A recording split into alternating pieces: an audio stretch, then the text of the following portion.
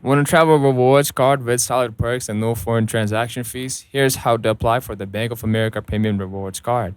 Well, start on Bank of America's website and find the Premium Rewards card. Click Apply now to begin. Fill in your personal information, full name, address, social security number, income, employment, and housing details. I'll take a moment to double check everything before submitting. Know the highlights: 60,000 bonus points after spending $4,000 in the first 90 days, 2 points per dollar on travel and dining, 1.5 points per dollar on everything else.